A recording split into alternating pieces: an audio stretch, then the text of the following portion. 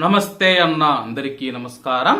Kuwait లో ఉన్న భారతీయులు ఎవరైతే ఉన్నారో వాళ్ళందరికీ ముఖ్యంగా రెండు తెలుగు రాష్ట్రాలకు సంబంధించిన వారు ఎవరైతే ఉన్నారో మీరు కువైట్ లో టిక్ టాక్ వాడుతూ ఉన్నా, ఫేస్బుక్ వాడుతూ ఉన్నా, ఇన్స్టాగ్రామ్ వాడుతూ ఉన్నా, స్నాప్చాట్ వాడుతూ ఉన్నా, యూట్యూబ్ వాడుతూ ఉన్నా సరే, వాట్సాప్ ఎవరైతే సోషల్ మీడియా యాప్లను వాడుతూ ఉన్నారో వాళ్ళందరికీ కువైట్ అధికారులు తెలిపిన వివరాల ప్రకారం కువైట్ లో ఎవరైనా సరే మహిళల గురించి సోషల్ మీడియాలో అసభ్యకరంగా వీడియోలు పెట్టడం కానీ, వాళ్ళ యొక్క ఫోటోలు పెట్టడం కానీ, అలాగే చాలా మంది ఇటీవల కాలంలో మహిళల యొక్క ఫోటోలు పెట్టి సోషల్ మీడియా వేదికగా వాళ్ళని తిడుతూ ఉన్నారు, అసభ్యకరమైన పదజాలం వాడుతూ ఉన్నారు. ఒకవేళ వాళ్ళు కానీ వాళ్ళ యొక్క వీడియోలు చూసి వాళ్ళ యొక్క ఫోటోలు మీరు సోషల్ మీడియాలో అప్లోడ్ చేశారని చెప్పి వాళ్ళు కానీ తెలుసుకుంటే కానీ, వాళ్ళు వెళ్లి పోలీస్ కంప్లైంట్ ఇస్తే కానీ పోలీసులు మిమ్మల్ని అరెస్ట్ చేస్తారు.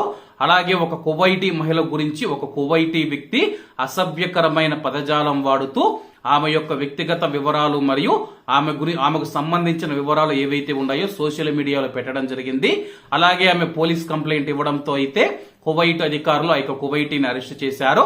అలాగే ముఖ్యంగా కువైట్ లో టిక్ టాక్ లో మనం చూసుకుంటే చాలా మంది ఆడవాళ్ళ మహిళల ఫోటోలు కానీ వీడియోలు కానీ పెట్టేసి వాళ్ళను తిట్టడం కానీ, లేకపోతే వాళ్ళను అసభ్యకరమైన పదజాలం వాళ్ళు వేసేయాలని చెప్పేసి ఇక్కడికి వచ్చి ఇలాంటి పనులు చేస్తూ ఉన్నారని చెప్పేసి రకరకాలుగా అయితే వీడియోలు పెడుతూ ఉన్నారు.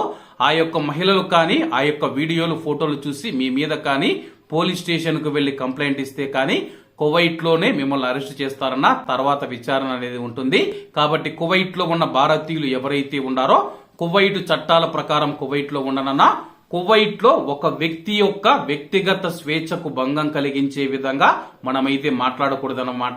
ఎవరినైనా తిట్టడం కానీ, అసభ్యకరమైన పదజాలం వాడటం కానీ, మీకు ఏదైనా ఆ యొక్క వ్యక్తితో కానీ ఆ యొక్క మహిళతో సమస్య ఉంటే ఫోన్ మాట్లాడుకొని, లేకపోతే మీకు తెలిసిన వారి మధ్య కూర్చొని మాట్లాడడం మంచిది. ఇలా మహిళల యొక్క ఫోటోలు కానీ వీడియోలు కానీ, మహిళలనే కాదు ఎవరైతే మగవారు ఉన్నారో వాళ్ళ యొక్క ఫోటోలు వీడియోలు పెట్టి ఒక వ్యక్తి యొక్క వ్యక్తిగత స్వేచ్ఛకు భంగం కలిగించే విధంగా, పరువు తీసే విధంగా మీరు సోషల్ మీడియాలో మీరు కానీ వీడియోలు పెడితే కానీ చట్టపరమైన చర్యలు తీసుకుంటామని చెప్పి కువైట్ అధికారులు హెచ్చరించారు. గతంలో ఇలాంటి సంఘటనలు ఎన్నో జరిగాయి. కానీ అలాగే తాజాగా జరిగిన ఒక సంఘటన ఏదైతే ఉందో కువైట్ లో ప్రస్తుతం కువైటీని కూడా అరెస్టు చేశారు. కాబట్టి కువైట్ లో ఉన్న మన భారతీయులు ముఖ్యంగా టిక్ టాక్ వాడుతూ ఉన్నవారు ఎవరైతే ఉన్నారో ఫోటోలు వీడియోలు పెట్టేటప్పుడు చాలా జాగ్రత్తగా ఉండండి.